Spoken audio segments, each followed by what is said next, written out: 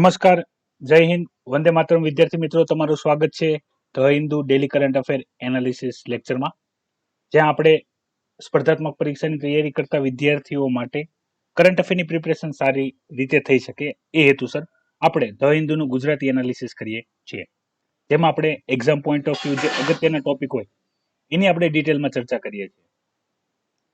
અને જે નવા વિદ્યાર્થીઓ છે એમના માટે તમે પણ જો ધ હિન્દુ પીડીએફ ફ્રીમાં ડાઉનલોડ કરવા માંગતા હો તો તમે આપણી આઈએએસ લાઇફસ્ટાઇલ ટેલિગ્રામ ચેનલની ટોપ પર એક લિંક પિંક કરેલી છે, એ ફોલો કરીને ડેલી બેઝ ઉપર ધ હિન્દુ પીડીએફ ફ્રીમાં ડાઉનલોડ કરી શકો છો અને વાંચી શકો છો. તમને વધારે ક્લિયર સમજાય અને માહિતી મળે એ હેતુસર આપણે ધ હિન્દુની ગુજરાતીમાં ઘણી બધી માહિતી જોઈએ છે. ઓછા સમયમાં જે ઉપયોગી માહિતી હોય એની હું તમારી સાથે ડિટેલમાં ડિસ્કશન કરું છું.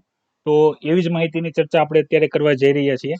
તો સૌથી પહેલી જે વાત છે કે મોન્સૂનનો પહેલો સેશન થઈ ગયો છે, બરાબર? એક દિવસ થઈ ગયો હતો. તો પહેલા દિવસે જેટલા પણ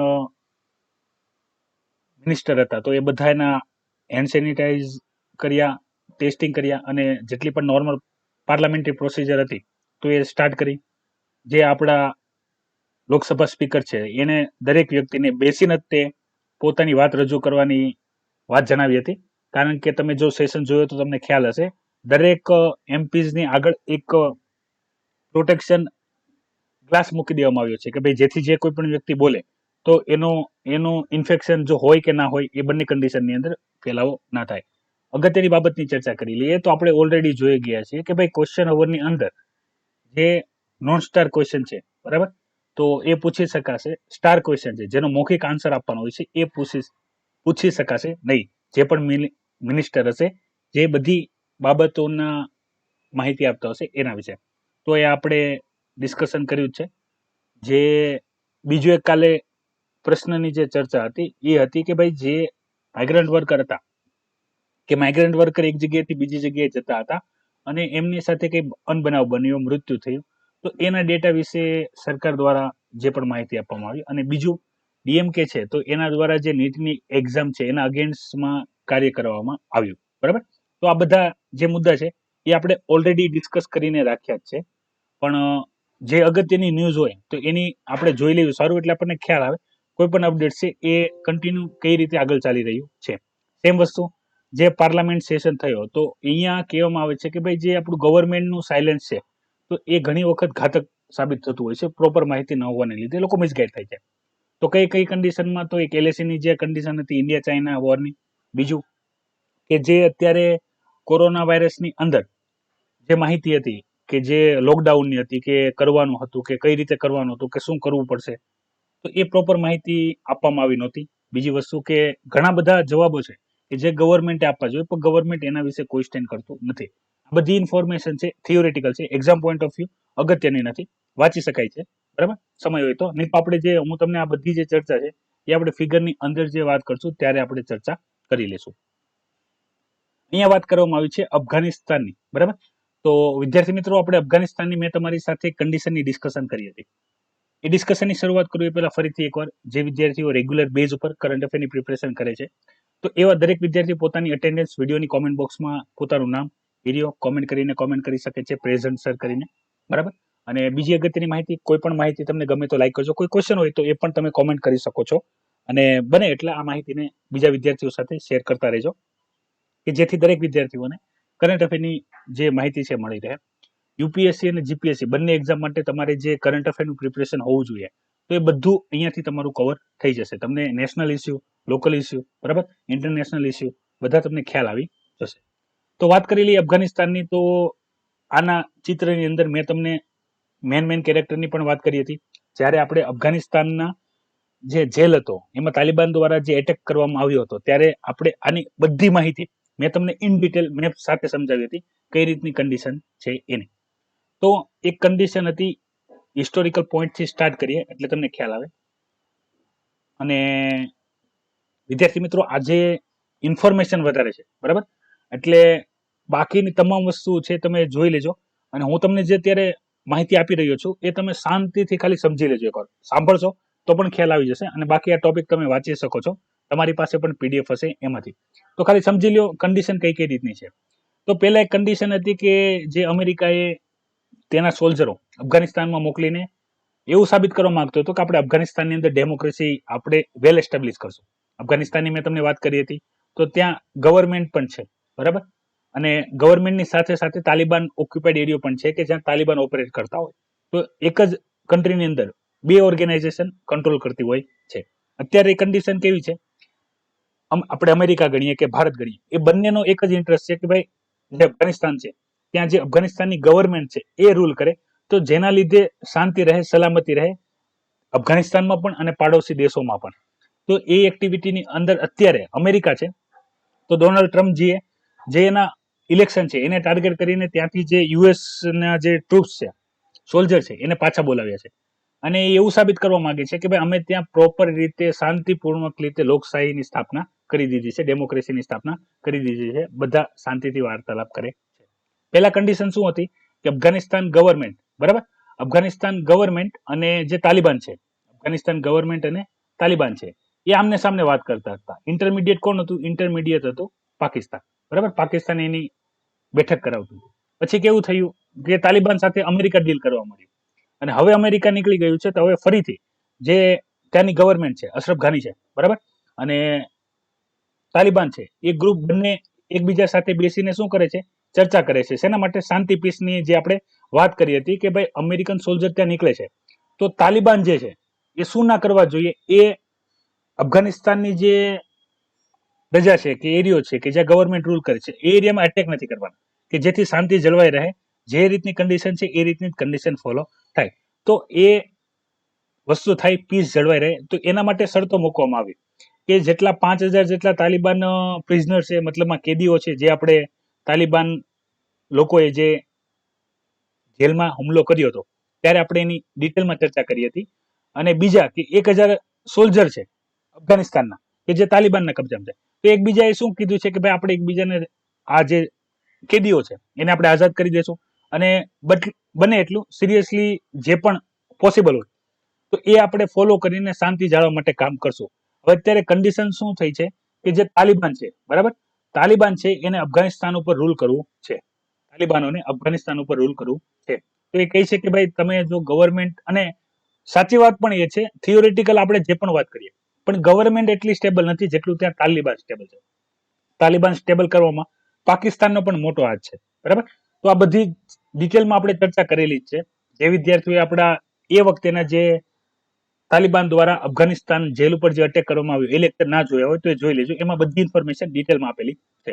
અગત્યની એટલી વસ્તુ સમજો કે અત્યારે તાલિબાન જે છે એ અફઘાનિસ્તાનમાં સૌથી સ્ટ્રોંગલી કામ કરે છે, અને એ પોતાનો જે પાવર છે, મિલિટરીકલ પાવર હોય કે મની પાવર હોય, ઠીક છે, પછી રૂલિંગ પાવર હોય, તો એ બધું વધારી જ રહ્યું છે, અને એને કોઈ કંટ્રોલ કરી શકે એમ છે નહીં. પહેલા અમેરિકાએ એવા સપના દેખાડ્યા હતા કે અમે એને કંટ્રોલ કરી લેશું, પણ એ પણ પોસિબલ થયું છે નહીં. હાલમાં અમેરિકન સોલ્જર ત્યાં જઈ રહ્યા છે, એ જ ચિંતા છે કે અમેરિકન સોલ્જરના ગયા બાદ ફરીથી જો ત્યાં હુમલા કે જે એક્ટિવિટી પહેલા થતી હતી જો એ થવા મળે તો ફરીથી એની હાલત શું થઈ જશે? ખરાબ થઈ જશે.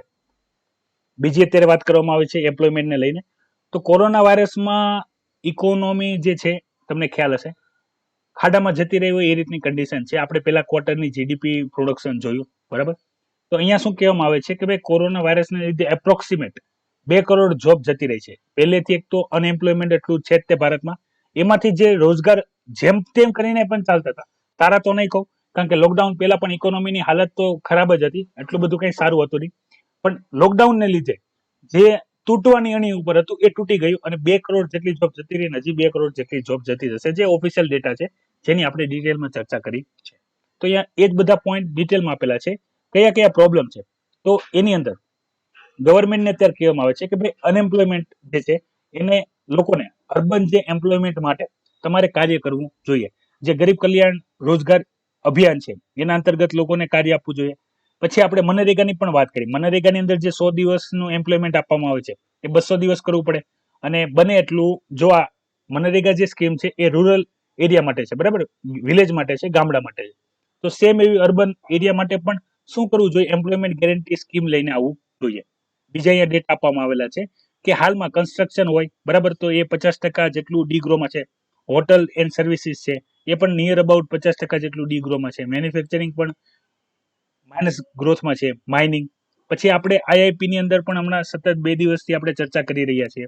એડકોર ઇન્ડસ્ટ્રી છે એ પોતે શું છે, ડીગ્રોમાં છે. એની સિવાય જે અત્યારે સૌથી વધારે ચિંતાજનક છે એ છે કે જે રિવર્સ માઇગ્રેશન છે એ વધી રહ્યું છે. તો રિવર્સ માઇગ્રેશન કોન્સેપ્ટ પણ સમજી લો, જે અહીંયા ચર્ચા કરવામાં આવેલી છે. રિવર્સ માઇગ્રેશન એટલે શું? સામાન્ય રીતે આપણે એવું જોતા હોઈએ, બરાબર? તમે અહીંયા જોઈ શકો છો રિવર્સ માઇગ્રેશનની જે અહીંયા વાત કરવામાં આવી છે એના વિશે. તમે સામાન્ય રીતે જોતા હશો કે ભાઈ આપણે કોઈ પણ વ્યક્તિ હોય એ ગામડાઓમાંથી શહેરોમાં શા માટે જતો હોય? રોજગાર માટે.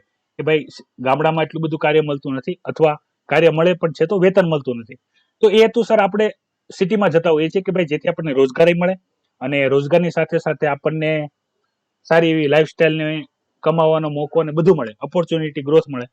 પણ અત્યારે ઊંધું થઈ રહ્યું છે કે ભાઈ શહેરોમાં તો જે બિઝનેસીસ છે એ પણ પ્રોપર કામ કરતા નથી, બિઝનેસીસ ચાલી રહ્યા નથી. એની પણ ચર્ચા કરી હતી મેં તમારી સાથે કે ભાઈ જે આપણે લોકો છે, પબ્લિક છે, એ માર્કેટની અંદર શું કરતા હોય છે? ખરીદી કરતા હોય છે, જેથી શું પ્રોડક્ટની ડિમાન્ડ આવતી હોય છે. તો પ્રોડક્ટની ડિમાન્ડ આવતી હોય છે, તો પ્રોડક્ટની ડિમાન્ડની સાથે સાથે મેન્યુફેક્ચરિંગ જે ઇન્ડસ્ટ્રી હોય છે એ પ્રોડક્ટનું નિર્માણ કરતું હોય, બરાબર? તો આ રીતે ઇન્ડસ્ટ્રી શું કરતું હોય? આ રીતે ઇન્ડસ્ટ્રી ચાલતી હોય છે. નોર્મલી જે કન્ડિશન છે, બંને કન્ડિશન સમજાવી, તેજીની કન્ડિશન અને મંદીની કન્ડિશન.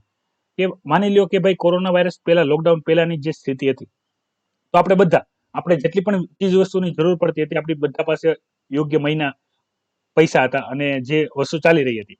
તો પબ્લિકને લીધે માર્કેટમાં શું આવે? પબ્લિકને લીધે માર્કેટમાં ડિમાન્ડ આવે, બરાબર? માર્કેટમાં ડિમાન્ડ હોય તો જે પણ એ મેન્યુફેક્ચરર હોય, જે બનાવે છે, તો એનું મેન્યુફેક્ચરિંગ કરે તો મેન્યુફેક્ચરિંગ ઇન્ડસ્ટ્રી ચાલે. મેન્યુફેક્ચરિંગ ઇન્ડસ્ટ્રી ચાલે તો એમ્પ્લોયમેન્ટને અંડર જે વર્કર હોય તો એ વર્કરોને પૈસા મળતા હોય. તો આ ચેન ચાલ્યા કરતી હતી. પણ આ ચેન બ્રેક થઈ ગઈ છે. કેમ? લોકડાઉનને લીધે લોકોની ઇન્કમ બ્લોક થઈ ગઈ, અનએમ્પ્લોયમેન્ટ વાળી કન્ડિશન હતી એ વધારે વધી ગઈ, ઇકોનોમિકલ ક્રાઇસિસ વધી ગઈ. તો લોકોને ખ્યાલ આવી ગયો કે ભાઈ જેટલા પૈસા છે, નવા પૈસા ક્યારે આવશે ખબર નથી. તો લોકોએ પોતાની જે જરૂરિયાત હતી એમાંથી પણ જે બહુ જરૂરી હોય, જે ખાવા પીવાની ચીજ વસ્તુઓ છે કે જે અગત્યની છે, તો એ જ ઉપર ખર્ચો કરવાનું શરૂ કર્યું. તો માર્કેટની અંદર શું થઈ ગયું? ડિમાન્ડ જે હતી, બરાબર, ડિમાન્ડ ઘટી ગઈ, બરાબર, ડિમાન્ડ માઇનસ થઈ ગઈ. તો ડિમાન્ડ નથી તો જે પ્રોડક્ટ ઓલરેડી માર્કેટમાં અવેલેબલ છે એ યુઝ થવાની નથી. તો મેન્યુફેક્ચરિંગ સેક્ટરે જે નવી પ્રોડક્ટ બનાવવાનું હોય એ બંધ કરી દીધું. તો ઇન્ડસ્ટ્રી પ્રોપર ઓપન ના થઈ તો વર્કરોને કામ મળવાનું બંધ થઈ ગયું. વર્કરોની પાસે પૈસા ખૂટવા મળ્યા તો હજી એનો નેગેટિવ ઇમ્પેક્ટ થઈ ડિમાન્ડ ઉપર, કે હવે તો જેનાથી થોડું ઘણું ચલાવતા હતા એ પણ હવે બંધ થઈ ગયા. કન્ડિશન કેવી આવી કે હવે ખાવાના ફાફા પડવા મળ્યા. તો એમને ફરીથી પોતાના ગામડાઓની યાદ આવી, તો એ શહેરોમાંથી ગામડામાં જતા રહ્યા. તો જે ગામડાથી શહેર હોય તો એને આપણે નોર્મલ માઇગ્રેશન ગણીએ ઇકોનોમી માટે. તો આ રિવર્સ માઇગ્રેશન હતું કે લોકો શહેરમાંથી ફરીથી ગામડાઓની અંદર જવા મળ્યા કે ભાઈ ગામડે મનરેગાની અંદર પણ આપણને થોડુંક કામ તો મળશે, ભલે 100 દિવસ તો 100 દિવસ. સિટીની અંદર તો એ પણ હવે પોસિબલ નથી, અને સિટીમાં રહેવાના, ખાવા પીવાના અલગ અલગ ખર્ચા, બરાબર? મેટ્રો સિટી હોય તો ત્યાં વધારે ખર્ચા. તો આ બધી જે કન્ડિશન ક્રિએટ થઈ છે, અને હાલમાં જે આપણે ઇકોનોમીના પણ ઘણા ડેટા જોઈએ કે ભાઈ હજી ઇકોનોમીની હાલત સુધરતી નથી, બરાબર? થોડી ઘણી પાટા ઉપર આવી છે. જેમ કે આપણે એગ્રીકલ્ચરની વાત કરી કે ભાઈ એગ્રીકલ્ચર છે એ 2020-21 ની ઇકોનોમી છે એનું એન્જિનનું કામ કરશે. પણ એના પણ આપણે ડેટા જોયા કે ભાઈ જે રીતની ક્રોપ વધારે આવી તો માર્કેટમાં ડિમાન્ડ છે જ નહીં, તો ઉલટું નેગેટિવ થયું. કેમ? માની લો કે ભાઈ જો ક્રોપ પેટર્ન સારી થઈ, બરાબર, જે ઉત્પાદન હતું એ સારું થયું, પણ ટ્રાન્સપોર્ટેશનનો અભાવ હતો. તો જ્યાં ડિમાન્ડ છે ત્યાં સુધી વસ્તુ પહોંચી શકતી નથી, અને જ્યાં વસ્તુ પડેલી છે તો ત્યાં કોલ્ડ સ્ટોરેજ કે બીજી કોઈ સુવિધા ન હોવાને લીધે, યુઝ ના હોવાને લીધે એ ત્યાં પડી ખરાબ થાય છે, બરાબર? તો જે ભાવ મળતા પણ હતા એ પણ મળતા નથી. તો આ રીતની જે બધી કન્ડિશન છે એમાં એક પણ સારી વસ્તુ અત્યારે ઇકોનોમીની દ્રષ્ટિએ દેખાતી નથી. બીજી આપણે અહીંયા આગળ વાત કરીશું ઇન્ફ્રાસ્ટ્રક્ચરની અંદર જ, ડેવલપમેન્ટની અંદર જ, કે ભાઈ જે ગવર્મેન્ટ છે, બરાબર? તો ગવર્મેન્ટને મેં તમારી સાથે ઘણી વખત ચર્ચા કરેલી છે કે 2E નો આપણે જે કોન્સેપ્ટ કહીએ છીએ, એક છે ઇકોનોમી, બરાબર, અને એક છે એન્વાયરમેન્ટ.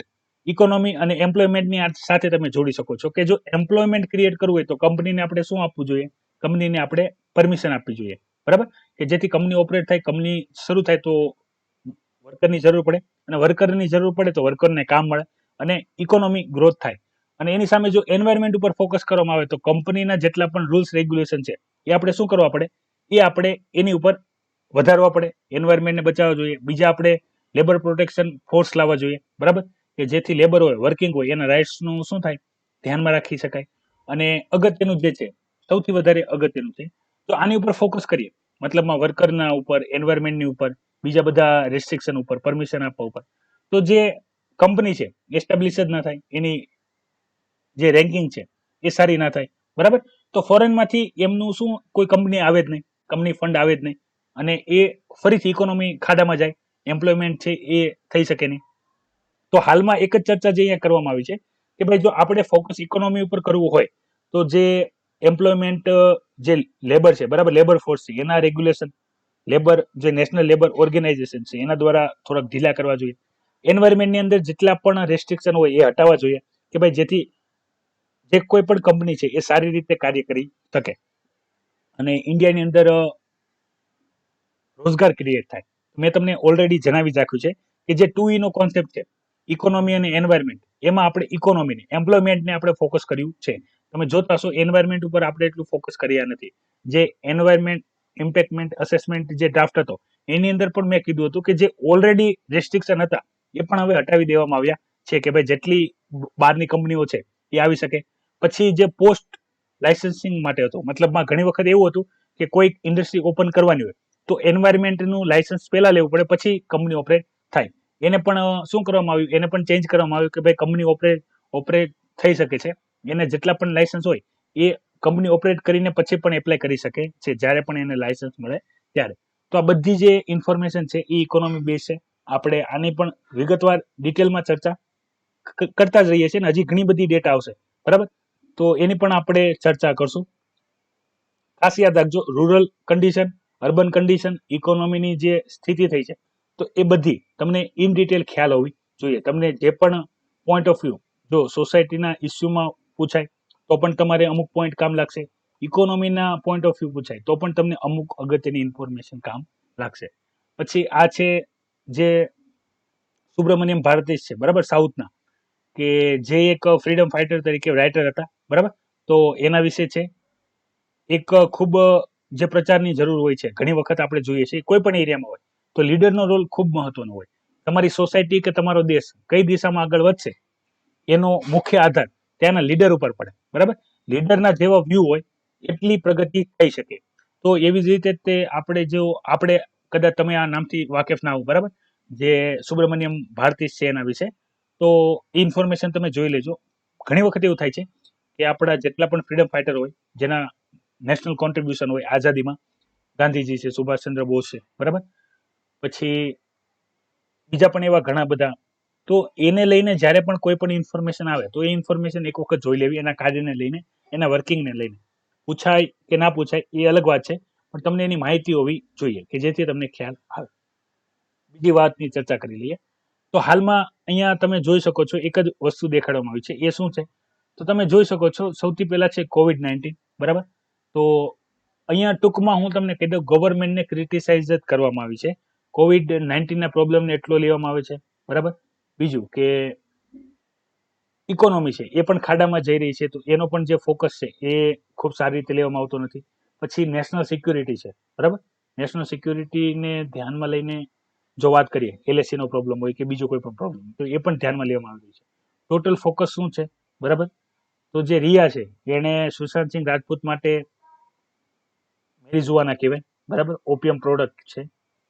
અનાબિસ આવે કે જે ચરસ ગાંજાને તમે કોકેનને જે સાંભળેલું હોય એ, તો એ ખરીદ્યું હતું કે નથી ખરીદ્યું એની ઉપર ફોકસ કરવામાં આવે છે આપણી મીડિયા દ્વારા પણ, ગવર્મેન્ટ દ્વારા પણ. જે ઇસ્યુ હકીકતે મેજર છે એ ઇસ્યુ આટલા છે અને જે કોઈ પણ મહત્વ ધરાવતા નથી એ ઇસ્યુ આટલા છે. તો એક પ્રકારના ગવર્મેન્ટને ટાર્ગેટ કરે છે કે ભાઈ તમારો અત્યારે પહેલી પ્રાયોરિટી છે ઇકોનોમી, COVID-19, બરાબર, એના ઉપર ફોકસ કરો, પછી ઇન્ટરનલ સિક્યુરિટી પર ફોકસ કરો. એ બધું મૂકીને ગવર્મેન્ટ અત્યારે જે રિયા અને સુશાંત સિંહ રાજપૂતનો જે કેસ છે એના ઉપર વધારે ચર્ચા કરી રહી છે. ફરીથી ડુઈંગ બિઝનેસ ઉપર વાત કરી લઈએ, બરાબર. એક થિયોરિટિકલ કોન્સેપ્ટ જ છે. પહેલા તમને ખ્યાલ હોવો પડે કે ભાઈ જે ડુઈંગ બિઝનેસ છે તો એમાં કયા કયા 10 પેરામીટર છે જેના ઉપર આ ફોકસ કરવામાં આવે છે, બરાબર. તો એ તમારે ડુઈંગ બિઝનેસ, આપણે ઇઝ ઓફ ડુઈંગ બિઝનેસનો જે ડેટા છે વર્લ્ડ બેંક દ્વારા જે પબ્લિશ કરવામાં આવે છે ત્યારે મેં તમારી સાથે ચર્ચા કરી હતી કે કયા 10 પોઈન્ટ ઉપર ધ્યાનમાં લઈને આ ઇન્ડેક્સની રેટિંગ કરવામાં આવે છે. મહત્વ સમજી લ્યો. મહત્વ શું છે કે ભાઈ જે પણ ડુઈંગ બિઝનેસના રેન્કિંગની અંદર જે ઉપર હોય, બરાબર, એ ઇન્વેસ્ટમેન્ટ માટે સૌથી સારા ગણવામાં આવે છે. જે ફોરેન હોય છે, બરાબર, એ લોકો ઇન્વેસ્ટમેન્ટ કરવા માંગતા હોય તો એ લોકો ડુઈંગ બિઝનેસ છે એને ફોલો કરતા હોય કે ભાઈ કઈ જગ્યાએ ઇઝીલી, આપણે હમણાં જોયું હતું આપણા ગુજરાતની અંદર, ગુજરાતની આપણા ભારતની અંદર કયા કયા રાજ્ય ડુઈંગ બિઝનેસની અંદર સારું પરફોર્મન્સ કરી રહ્યા છે એ પણ આપણે ડેટા જોયું હતું, બરાબર. તો જેમાં ગુજરાતનું સ્થાન અત્યારે 10મું આવી ગયું છે, સતત ઘટી રહ્યું છે. ત્યારે પણ મેં તમને વાત કરી હતી કયા કયા પ્રોબ્લેમ છે. તો યાદ રાખો, આ ફરીથી એ જ કોન્સેપ્ટ આવે છે, એન્વાયરમેન્ટ અને એમ્પ્લોયમેન્ટ કંપની માટે. તો એની અંદર આપણે ઇકોનોમી અને જે એમ્પ્લોયમેન્ટ છે એને વધારે ફોકસ કર્યું છે એન્વાયરમેન્ટ કરતા. તો અહીંયા એ જ બધી બાબતો છે કે જે ફોકસ કરવામાં આવી છે. પહેલા મેં તમને એનું મહત્વ જણાવી દીધું કે ડુઈંગ બિઝનેસ છે તો એની અંદર રેન્કિંગ સુધારવા માટે શું કરવું પડે કે ભાઈ જે પણ કંપની છે તો એને કંપની સ્થાપવા માટે જેટલી પણ લેન્ડની પરમિશન આપવાની હોય તો એ આપવી જોઈએ, લેન્ડ ઇઝીલી અવેલેબલ કરાવવી જોઈએ, ઓછા ધક્કાથી ગવર્મેન્ટ ઓફિસની અંદર ઓછા ધક્કાથી સૌથી સરળતાથી કાર્ય થાય, બરાબર, એ તમારે યોગ્ય કરવું જોઈએ. પછી કે જે આપણે સેમ વસ્તુ છે કે વર્કરના પ્રોટેક્શનની વાત હોય કે એન્વાયરમેન્ટ લોના પ્રોટેક્શનની વાત હોય તો એ થોડાક શું કરવા જોઈએ, માઇલ્ડ કરવા જોઈએ, ડાયલ્યુટ કરવા જોઈએ કે જેથી કંપની ઇઝીલી જે આ બધી ફોર્માલિટીઝ કહી શકાય, જે રેસ્ટ્રિક્શન કહી શકાય, એની અંદર પાર્ટિસિપેટ કરીને શું કરી શકે, લાયસન્સ લઈ શકે અને કંપની સ્થાપી શકે. અને બીજું ટેક્સેશન, સૌથી અગત્યનું. માની લો કે ભાઈ બધું ઇન્ફ્રાસ્ટ્રક્ચર ને બધું તમારી પાસે છે, જેમ કે લેન્ડ છે, ઇન્ફ્રાસ્ટ્રક્ચર છે, પછી જે વર્કર જોઈએ છે તો વર્કર છે, સ્કિલ વર્કર જોઈએ છે તો એ છે, ઓછા વર્કર વેજીસ આપણે ચાઇનાની સાથે કમ્પેરિઝન જોઈએ છે કે જ્યાં લેબર કોસ્ટ બહુ ઓછો છે એટલે ઘણી બધી મેન્યુફેક્ચરિંગ ઇન્ડસ્ટ્રી કે જે ચાઇનાની અંદર ઓપરેટ કર્યું હતું, બરાબર. અને સેમ વસ્તુ ત્યાં બાકી જેટલા પણ એવા પ્રોબ્લેમ છે કે જેને નેગોશિયેબલ કરી શકાય છે તો એ કરવા જોઈએ કે જેથી કંપની ઇઝીલી ભારતની અંદર એસ્ટાબ્લિશ થઈ શકે અને પોતાનું કાર્ય કરી શકે. તો કેવું થાય કે ભાઈ જે બેરોજગારીની કન્ડિશન છે એ સુધરી શકે. તો એ ડિટેલની વાત કરી છે. અને એક પ્રકારે બીજું પણ કીધું છે કે જો એન્વાયરમેન્ટ અને લેબરના જે લો છે એને કડક કરવામાં આવે, બરાબર, તો રેન્કિંગની અંદર એ નીચે જશે તો ઇન્વેસ્ટમેન્ટ નહીં આવે. અને જો એને નબળા કરવામાં આવે, મતલબમાં એન્વાયરમેન્ટમાં કંઈ પ્રોબ્લેમ થતું હોય, બરાબર, પોલ્યુશન હોય, અન્ય કે ભાઈ એને છૂટછાટ આપવામાં આવે તો રેન્કિંગ ઉપર આવે. તો અત્યારે મેં તમને કીધું છે ગવર્મેન્ટ ટોટલી ફોકસ ઇકોનોમી અને એમ્પ્લોયમેન્ટ ઉપર કરી રહી છે. તો એન્વાયરમેન્ટ આરે જેટલું પણ નેગોશિયેબલ થઈ શકે છે, બધું નથી કહેતો, પણ જેટલું પણ નેગોશિયેબલ થઈ શકે છે એટલું ગવર્મેન્ટ કરી રહી છે. તો એ જ બધી બાબતોની ચર્ચા અહીંયા કરવામાં આવેલી છે કે જે ગ્લોબલ ફાઇનાન્સિયલ ક્રાઇસિસ છે, બરાબર, 2008નું, જેને આપણે સુપ્રીમ ક્રાઇસિસ કહીએ છીએ, બરાબર, એ બાદ ફરીથી 2020ની અંદર આ જ કન્ડિશન આવીને ઊભી રહી છે. તો આનાથી બહાર કઈ રીતે નીકળવું એની government step by step action લઈ રહી છે. બીજા પણ ઘણા અગત્યના પોઈન્ટની ચર્ચા કરેલી છે કે કઈ રીતે આપણે ગ્લોબલી જે આપણું રેન્કિંગ છે એ સુધારવા માટે કાર્ય કરી રહ્યા છીએ. ઘણા બધા જ ઇન્ફોર્મેશન છે, ઇન્ફોર્મેટિવ વધારે છે અને આપણે ઓલરેડી ડિસ્કસ કરેલા જ છે એવા ટોપિક વધારે છે. તો તમે ખાસ જેટલા પણ ટોપિકની તમને માહિતી આપું એના અગત્યના જે પણ પોઈન્ટ છે એ તમે એક વખત જોઈ લેજો. પછી વાત કરવામાં આવી છે કે જે મેકેદાટુ પ્રોજેક્ટ છે એના વિશે. તો પ્રોજેક્ટ છે કર્ણાટકાનો, બેંગલુરુમાં જે વોટર સપ્લાય છે, બરાબર, એના માટે થઈને. અને બાકી છે કે જે પાણી છે એના સ્ટોરેજને લઈને અને જેટલું પણ ઇરિગેશન પ્રોજેક્ટ છે એને વેલ એસ્ટાબ્લિશ કરવા માટે. હવે તમને ખ્યાલ જ હશે જે આપણે કાવેરી ડિસ્પ્યુટ જોયેલો છે તો કર્ણાટકા અને બેંગ્લોરનો જે ટોપિક હતો તમિલનાડુ સાથે, તો સેમ વસ્તુ અત્યારે થઈ રહી છે કે ભાઈ જે કર્ણાટકા જે આ પ્રોજેક્ટ છે એના એપ્રુવલ માટે એને મિનિસ્ટ્રી ઓફ એન્વાયરમેન્ટ અને ફોરેસ્ટ છે, બરાબર, એને પ્રપોઝલ આપ્યું છે, એપ્રોચ આપ્યો છે કે ભાઈ આનાથી અમે વોટર સ્ટોરેજ કરશું, ઇરિગેશન પ્રોપર થાય એના વ્યવસ્થા કરશું, બરાબર. તો તમિલનાડુએ વાંધો ઉપાડ્યો છે કે ભાઈ આના લીધે જે વોટર પ્રોજેક્ટ છે, બરાબર, એના લીધે જે તમિલનાડુને જે પાણી મળી રહ્યું છે એ મળશે નહીં. તો એનો વિરોધ કર્યો છે કોના દ્વારા? એનો વિરોધ કરવામાં આવ્યો છે કર્ણાટક દ્વારા કે ભાઈ અમે તમિલનાડુ સાથે બેસીને વાત કરી શકીએ છીએ. અગત્યનું છે કે પ્રોજેક્ટ શું છે, કઈ જગ્યાએ છે, બરાબર, કર્ણાટકાની અંદર છે, રિવર છે કાવેરી, ખાસ યાદ રાખજો. કાવેરીને લઈને ઓલરેડી ઘણા બધા ડિસ્પ્યુટ થઈ ગયા છે. તો આને લઈને જે કાવેરી વોટર ડિસ્પ્યુટ ટ્રિબ્યુનલ હતી એને પણ ઘણા નિર્ણય આપ્યા હતા કે કેટલું પાણી કર્ણાટક યુઝ કરી શકશે, કેટલું પાણી તમિલનાડુમાં જવા દેવાનું છે, બરાબર. તો એ ડિસ્પ્યુટ પણ આની સાથે પૂછાઈ શકે છે. માની લો કે જે મેકેદાટુ પ્રોજેક્ટ છે એ ના પૂછાય અને જે જૂનો વિવાદ છે કર્ણાટક તમિલનાડુનો કાવેરી રિવરને લઈને, પાણી સપ્લાયને લઈને, એ પણ એક વખત જોઈ લેજો. આપણે એની પણ ચર્ચા કરી રાખેલી છે. પણ જે કાવેરી ડિસ્પ્યુટ શું છે એ તમને ખબર હોવો જોઈએ, કારણ કે એવું જરૂરી નથી હોતું કે અત્યારે જે મેકેલાટુ પ્રોજેક્ટ છે એ ચર્ચામાં હોય તો તમને એના વિશે તે તમને ક્વેશ્ચન પૂછે, બરાબર. તો બીજી ચર્ચા આગળ વધારીએ.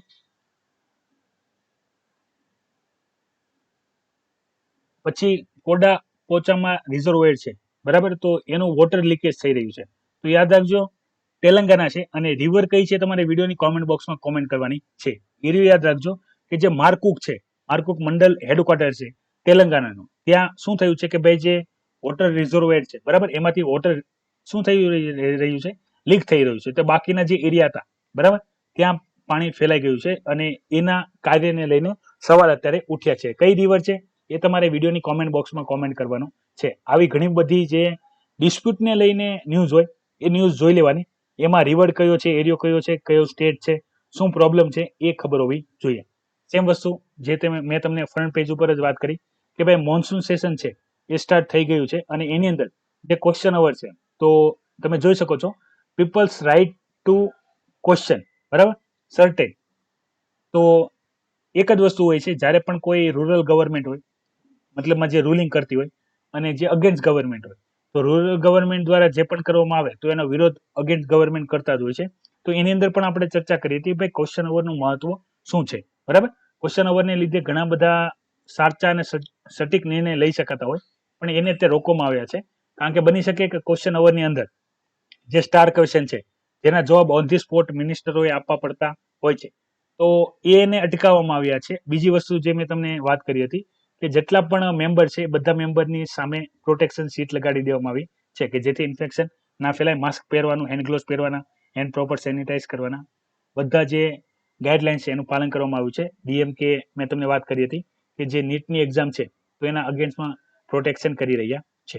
બીજી અગત્યની ન્યૂઝો છે ઇન્ટરનેશનલ ન્યૂઝમાં, તો એ આપણે જોઈ લઈએ વિગતવાર. તો જાપાનના નવા પ્રાઇમ મિનિસ્ટર છે યોશિહાઇડ સુગા, બરાબર. તો એ પણ અગત્યના છે અને એમની જે આપણા જૂના પીએમ હતા તો એની તબિયત ખરાબ હતી અને એને પોતાની જે સીટ છે ત્યાંથી રેઝિગ્નેશન આપી દીધું હતું, બરાબર. તો આ ન્યૂઝ આપણે જોયું હતું. ભારતમાં એવું ક્યારે થાય એ આપણે જોવાનું રહ્યું.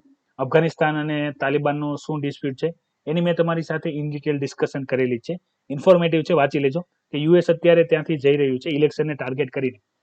તો કઈ રીતે જે અફઘાનિસ્તાન છે, બરાબર, તો ત્યાં શાંતિ જળવાય એના લઈને ઘણી બધી બેઠકો અત્યારે થઈ રહી છે અફઘાનિસ્તાન ગવર્મેન્ટ અને તાલિબાન વચ્ચે. ફરીથી ચર્ચામાં આવ્યું છે જે શ્રીલંકાનું 20th અમેન્ડમેન્ટ છે એ.